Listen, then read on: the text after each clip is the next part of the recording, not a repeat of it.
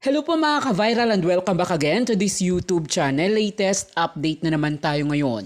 Sa paglabas ng mga arrest warrant ng 18 individual na dawit sa korupsyon sa mga flood control projects ng bansa sa pamamagitan ng desisyon ng Ombudsman at Sandigan Bayan, ay inisa-isa ng inaaresto ang mga 18 individual ng mga taga-PNP at NBI. Sa kabila nito ay nananawagan mismo si PBBM sa mga akusado na sumuko na at harapin ang mga kaso nila. Ito'y sa gitna ng kaguluhan ngayon sa gobyerno at mga kilos laban sa administrasyon ni PBBM. Matatandaang inakusahan ni dating Ako Bicol Representative na ngayon ay nasa listahan na ng red notice ng Interpol, this is Zaldico, na mismo ang Pangulong PBBM Di Umano at Romualdez ang nag-utos sa kanya ng 100 billion pesos insertion sa controversial na national budget ng 2025 o GAA 2025 na pinaniniwalaan ng iba at marami din ang hindi naniwala. Kasunod nito ay ang revelasyon ni Senator Amy Marcos sa last day ng INC rally noong November 16 sa Rizal Park kung saan inakusahan ni Amy ang kapatid na Pangulo, unang ginang, na si Liza Marcos na gumagamit umano ng pinagbabawal na sangkap, na pinaniwalaan ng marami na bahagi umano ng kilos ng mga Duterte Group at anti-administration upang sirain at pabagsakin ang Pangulo. Subalit, tila hindi kinagat ng madla ang mga akusasyon na ito at nananatili pa ring suportado ng marami ang Pangulong BBM dahil ayaw umano nilang maupo at pumalit si Sara Duterte sa pwesto. Sa interview ng broadcast journalist na si Constantino kay Attorney Vic Rodriguez ay sinabi ni Rodriguez na handa umano si Sara Duterte na papalit sa pwesto ni PBBM kung sakaling mag-resign ito sa pwesto, na pinagtawanan naman ng mga taga-suporta ng Pangulo na hindi umanong mangyayaring mag-resign si PBBM. Ayon pa sa kanila ay kung meron umanong patatalsikin sa pwesto, ito umano ay ang pangalawang Pangulo na si Sara Duterte dahil sa mga kaso nito sa kanyang misuse of confidential funds, grave threat sa Pangulo, First Lady at former Speaker of the House na si Martin Romualdez. Hindi pa umano tapos ang impeachment case nito na maaaring muling mabubuksan sa darating na February 2026 lalo na at majority ng mga senators ngayon ay kaalyado ng mga administrasyon na siyang tatayo na impeachment court.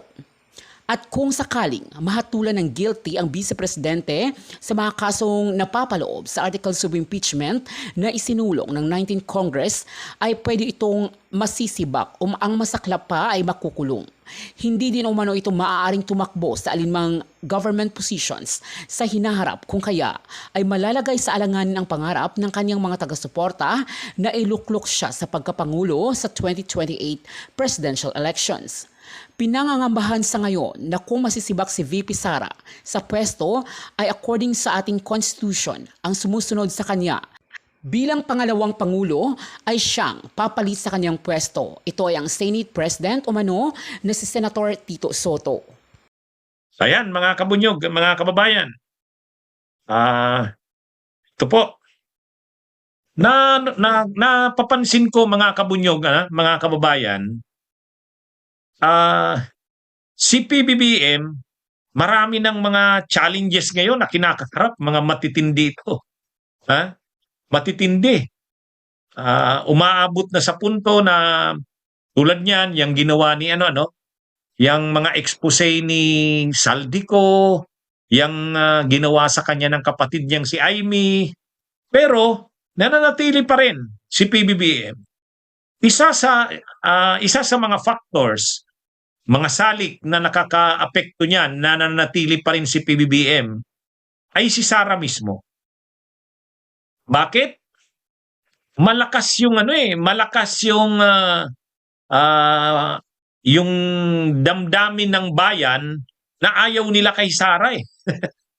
Kaya kahit may mga mayroon ding mga tao na talagang parang nakikita nila may mga nag-iisip na ano kaya kung si PBBM palitan na natin kasi parang mahina eh. Mayroong mga ganong nag-iisip. Pero mas nangingibabaw pa rin yung kaisipan na manatili si PBBM dahil kung si Sara ang papalit ay wala, mas malaking problema. Kaya ibig sabihin, marami na ang nag-aalok na mag-resign na si PBBM, palitan na si PBBM, pero hindi nag-gain ng ground eh. Hindi lumalakas eh. Bakit? Ang isa sa nakikita kong mga dahilan ay dahil ayaw nilang si Sara ang pumalit. Kumbaga, okay na sila sa kay PBBM, basta't wag lang si Sara. Malakas yung ganung malakas yung ganung sentimento sa ating mga kababayan. Kaya kumbaga, ang lumalabas, nananatili si PBBM dahil sa ayaw nila kay Sara. Kaya, kumbaga nakakatulong pa nga si Sara para si PBBM ay hindi mapatalsik or hindi mapalitan. Kasi sinong papalit? Si Sara? Ay mabuti na si PBBM. May ganung may ganung sentimento ang ating mga kababayan. Ano sa tingin niyo? Ano sa tingin niyo mga kabunyog? Ha? Tama ba? Tama ba yung ating Tama ba yung ating observation? Kasi ganun yung napapansin ko eh. Ang dami ng pinipresent na mga alternatiba, may may mga nakukumbinsi na mukhang si PBBM hindi na epektibo, no? Pero hindi nila sinusuportahan eh. Mas okay pa sa kanila na manatili na lang si PBBM. Bakit? Ayaw nila kay Sara. Kaya ang nagpapanatili kay PBBM dahil kay Sara. Ito pa. Maraming nakakaobserba. Halimbawa, yung mga rally sa November 30 na magaganap. Yung magaganap na rally sa November 30, anti-corruption rallies. Hati iyan May rally sa Luneta, yan yung mga kabataan, estudyante, Makabayan Black. May rally din sa EDSA, yun naman yung trillion peso march. Bakit sila hindi magsama? Ay mayroon yung mga pagkaiba-iba. Pero, ako may nakikitang senaryo. Itong mga hati-hati na itong pwersa, magkakaisa ito dahil kay Sara. Paano? Halimbawa dumating ang panahon na si PBBM ay parang kasi magiging vulnerable sa mga si PBBM, lalo na kapag itong mga investigasyon na ito ay lumawak ng lumawak. At halimbawang sabihin na natin, sila Martin Romualdez, halimbawa sila Amina Pangandaman, ay ilaglag si PBBM, at halimbawang si PBBM hindi niya na kayang pamunuan ng bansa, voluntarily mag-resign. Kapag ginawa ni PBBM yan, voluntarily mag-resign siya, itong mga hati-hating persang ito, magkakaisa ito. Saan sila magkakaisa? Napigilan na si Sara ang pumalit. Kaya, halimbawa, yung mga nagrarally na yan sa EDSA PPM, trillion peso march, mayroon ding rally ng mga kabataan, estudyante, Makabayan Black doon sa Luneta. Sa ngayon, hindi sila nagkakaisa. Pati yung mga nananawagan ng military junta. Pati yung nananawagan ng yung caretaker daw muna si Ramon Ang. Tinatawag nila reset. Government reset. Military ang backing. Marami, iba-ibang pwersa yan. Pero kapag si PBBM ay nalagay sa alanganin at halimbawa siya ay voluntarily mag-resign, kapag si Sara ang papalit, marami, magkakaisa ang mamamayan, lalabanan yan. Kaya kung hati-hati man sila ngayon, hindi nagkakasundo, pero pag si Sara na ang pinag-usapan, anumang pagkakaiba-iba ng mga pwersa na yan, isasantabi yan. Yan yung nakikita ko dyan mga kabunyog, mga kababayan. Halimbawa, sabi sa akin, Atty, bakit kasi hindi magsama-sama? May rally sa EDSA PPM, may rally sa Luneta. Sa ngayon yan. Pero kung halimbawang si PBBM ay halimbawa lang ito? Halimbawa, makaramdam na siya na ilaglag siya halimbawa ng mga nila Amina Pangandaman, Lucas Bersamin, nila Martin Romualdez. Kasi kapag nagkaroon ng investigasyon, hindi natin alam ang tatakbuhin ng investigasyon na yan eh. Baka pag nagipit sila Romualdez, o kaya nagipit sila Amina Pangandaman, sabihin nila, Hindi lang naman kami ang nakakaalam nito, alam ito ng presidente. Pag dumating sa ganun, malalagay sa alanganin si PBBM. Pag napwersa siyang mag-resign, mapilitan siyang voluntarily mag-resign dahil sa ganyang sitwasyon, papalit si Sara. Pagpapalit si Sara, magkakagulo lalo ang bansa natin. Pero yun namang mga watak-watak na pwersa na hindi magkasundo ngayon, magkakasundo na yan. Parang itabi muna natin ang pagkakaiba-iba natin. Magkaisa tayong labanan, hadlangan, pigilan na si Sara ang maupo. Yan yan. Kahit yung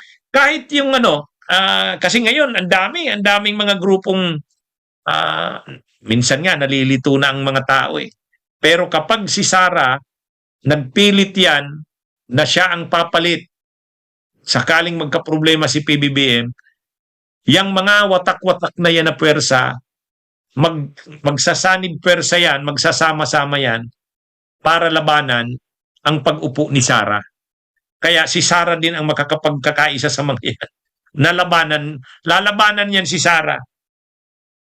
Yan yung dyan, yan yung nakikita natin dyan mga kabunyog, mga kababayan. Kaya, kumbaga, malaking rin ito si Sara, malaking factor din. Si PBBM, kaya nananatiling nakaupo dyan. Kahit mayroon mga nag-uudyok na mag-resign na si PBBM, talsikin na ito.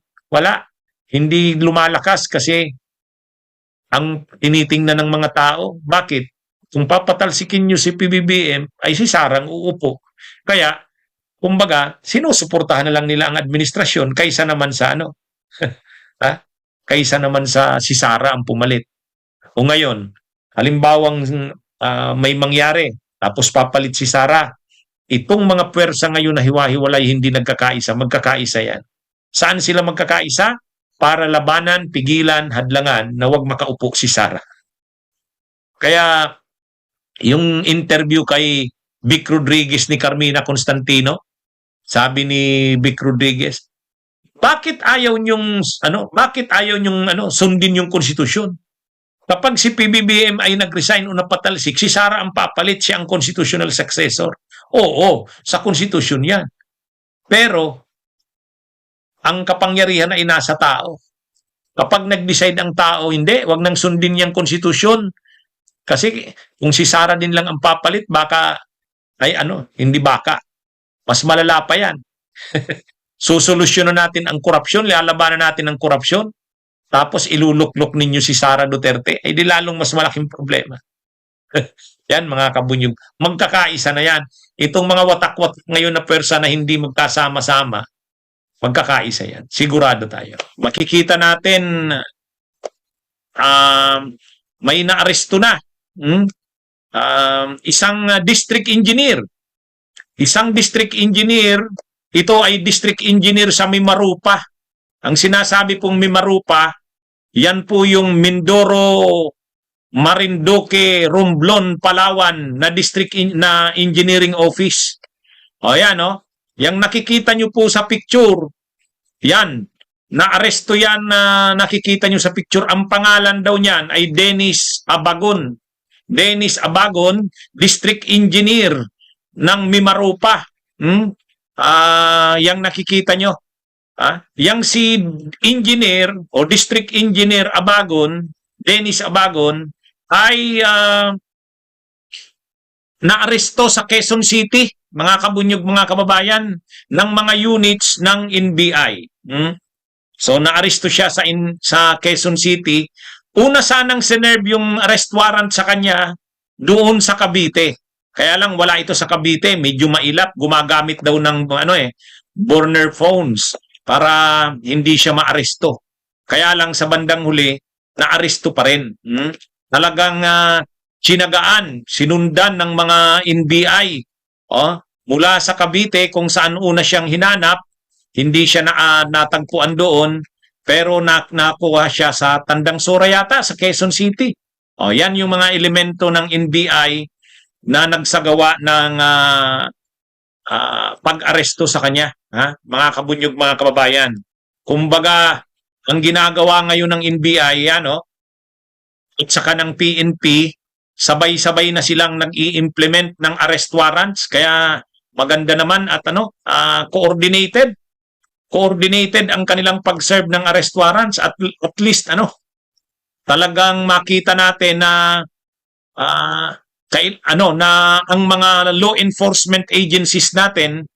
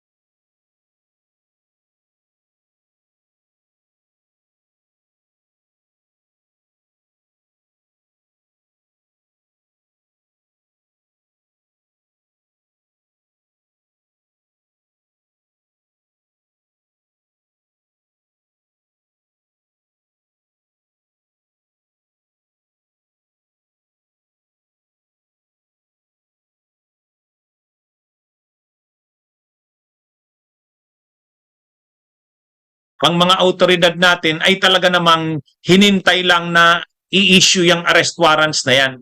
Ngayon, yung nakikita nyo sa kaliwa, district engineer yan, mga kabunyog, district engineer. Ayan o, Mimarupa. Ano yung kaso niya?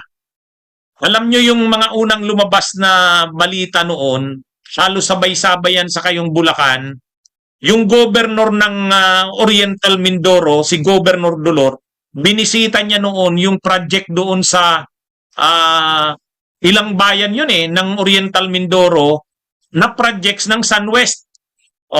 Ang SunWest, syempre yan yung korporasyon ni construction company ni Saldico. Ngayon, ang pinaka-involved doon yung regional director ng Mimarupa, si ano ba yun? Gerald Pakanan ba yun? Nung una nga, hindi pinapapasok doon sa site. Hindi pinapapasok sa site yung engineer, ay yung governor mismo ng Oriental Mindoro. Kung naalala nyo yon, mga buwan pa yan ng August. Galit na galit si governor kasi hindi siya pinapabisita doon sa site. Ang ginawa ni governor, pinakover sa media, yung ABS-CBN, kinover yun. Ngayon, nang tingnan yung mga proyekto na yon, sira-sira na, substandard. Nagkabiyak-biyak kaagad, nagkasira-sira kaagad. Ngayon, ang sangkot doon ay yung Mimarupa, Mindoro, Marinduque, Romblon, Palawan, regional office ng DPWH, at ang regional director doon ay yung Gerald ba yun? Gerald Pakanan. Controversial yun si Gerald Pakanan. Ngayon, ang district engineer doon na nag-implement ng project, itong nasa picture, yung Dennis Abagon. Ayan. Kasama siya sa kinasuhan. Ito yung unang batch ng kinasuhan, mga kabunyog, yung 18. 18 yan na kinasuhan. Kasama sa mga kinasuhan, yung regional director syempre, yung Gerard Pakanan, plus itong district engineer na ito, Dennis Abagon. Tapos yung mga engineers din na involved. Tapos yung contractor, SunWest. Kaya si Saldico nakasuhan dyan. Yan yung unang sinampang kaso ng ombudsman sa Sandigan Bayan. Mga kabunyo. Pagkasampa ng kaso, 17 yata yung nakasuhan na yan dyan, o 18, kaagad-agad naglabas ng arrest warrants ang Sandigan Bayan.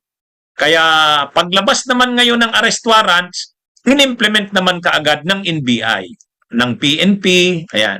Kaya yung nakikita nyo dyan, yan yung pag-raid ng NBI dun sa mga wanted. Ang karamihan dun sa sinerve ng NBI, yung mga office official ng DPWH na nakatira sa Manila, Quezon City, Cavite, doon sinerve nila. Yan yung unang naaresto. Yang nakikita nyo sa picture, Cavite siya unang pinuntahan, kaya lang wala siya sa Cavite, naaresto siya doon sa mga kabunyog naaresto siya sa ano na,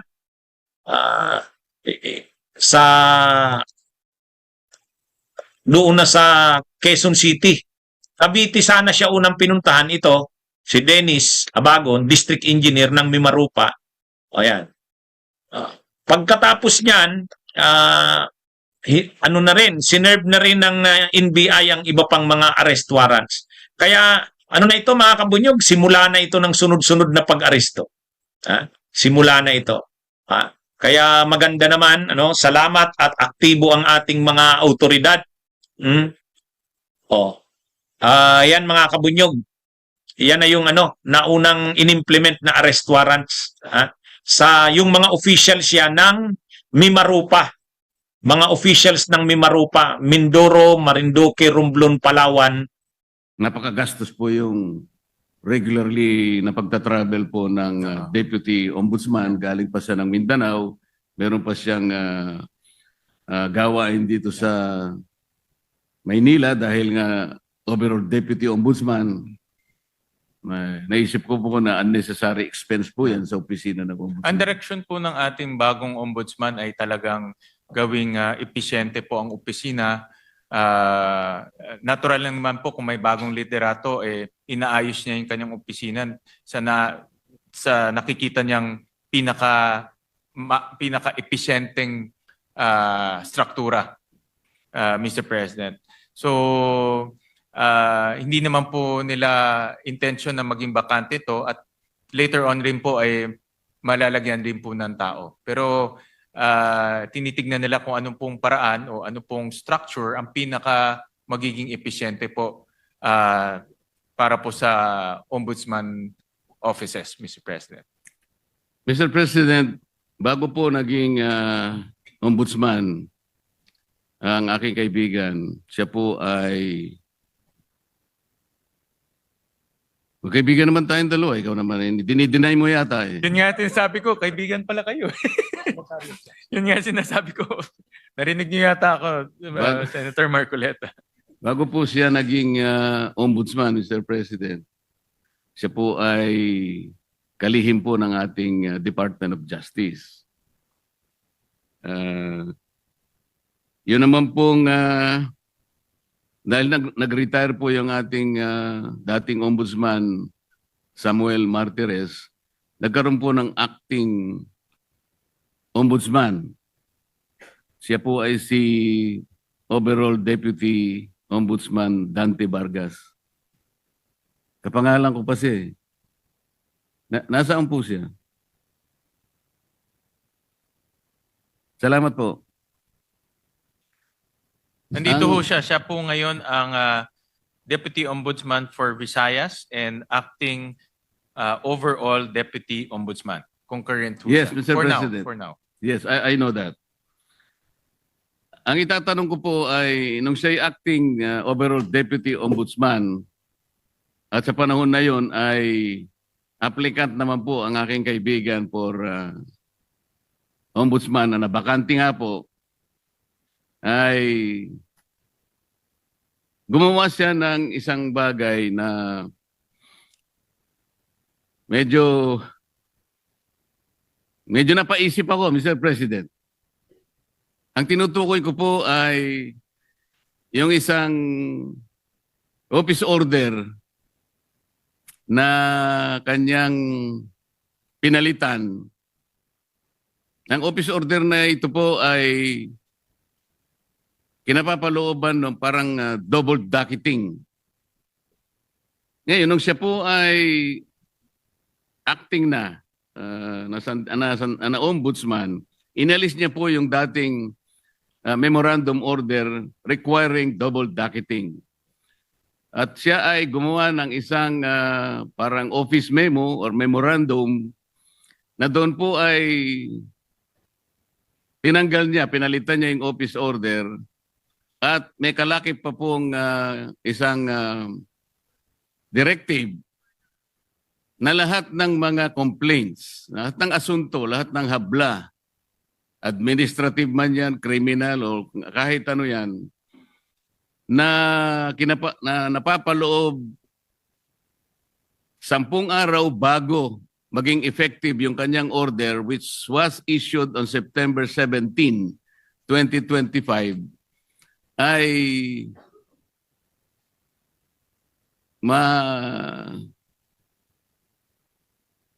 mawawala po yung sa docket. Ibig sabihin, ma-undocket yung mga complaints. 10 araw bago ma-issue yung kanyang memorandum circular or memorandum order. Mr. President, nagkataon po, kung di ako nagkakamali, September 15 yata, ay nag-file ng complaint sa maraming opisyalis ng ating pamahalaan. Kasama po yata si noon ay dating Secretary of Justice, ang aking kaibigan. Sa makatid, napaloob po siya doon sa 10 araw na siya sinasabi doon sa kanyang directive na mawawala po yung docket. Ang ibig sabihin po noon, Mr. President, pag nawala yung docket number, hindi na siya magiging active case kung hindi siya ay malalagay sa kategoriyaan na mga cases under evaluation. Ibig sabihin, Mr. President, wala pang active case, wala pang kaso. Sapagkat nawala ngang visa yung naunang office order ng dating Ombudsman Samuel Martires. Yun po ang naging daan, Mr. President, kung kaya nakapag-issue ng clearance ang opisina ng Ombudsman. At dahil nga po, mistulang walang kaso laban sa aking kaibigan, nasama siya doon sa shortlist na pagpipilian ng ating Pangulo na susunod na Ombudsman ng ating bansa. Mr. President, wala bang, yung ba pangyayaring yun ay, is there something much to be desired in the entire process, Mr. President? Parang ang nangyari, nakagawa ng gano'n yung overall ombudsman nang hindi naman maliwanag what is the visible public service na pwedeng nakamit ng ating mamamayan doon sa ginawa niyang pagpapalit ng office order.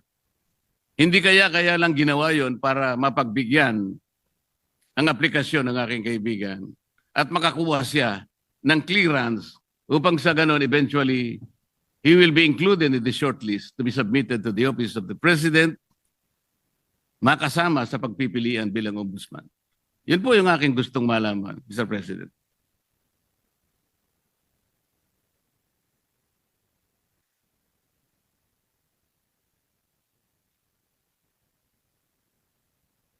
Mr. President, sa explanation ho sa akin ng Ombudsman, itong rule on auto-docketing, na-issue ho to noong July of 2025 ni former Ombudsman Martires bago ho siya nag-retire. At nakita ho nila na hindi to dumaan sa tamang proseso. It was found not to be properly published. So hindi ho na publish ng maigi. So binalik ho to ni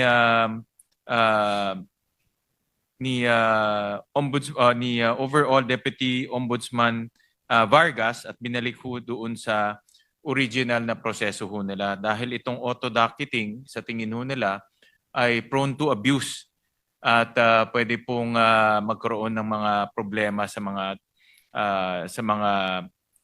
darating. So binalik ho nila sa dati pong proseso. Hindi po ba ang dapat na ginawa, Mr. President, pinablish na lang? Kung yun po ang pinakamagandang remedyo, publication lang naman pala ang kailangan. E di sana nung makita po na unpublished, kung totoo man na hindi na-publish, ipapublish lang, hindi po ba? Hindi yung totally gagawa ng isa pang panibagong memorandum na kung saan ay yung timeline na naman po ang pinag-uusapan dito eh. Bakit naman 10 araw bago lahat ng complaints na ipinail sa opisina ng ombudsman within 10 days prior to the issuance of that memorandum ay ma-undakit? Hindi ba parang sinadya naman para masaklaw na yung complaint ni Mayor Baste Duterte ay maisantabi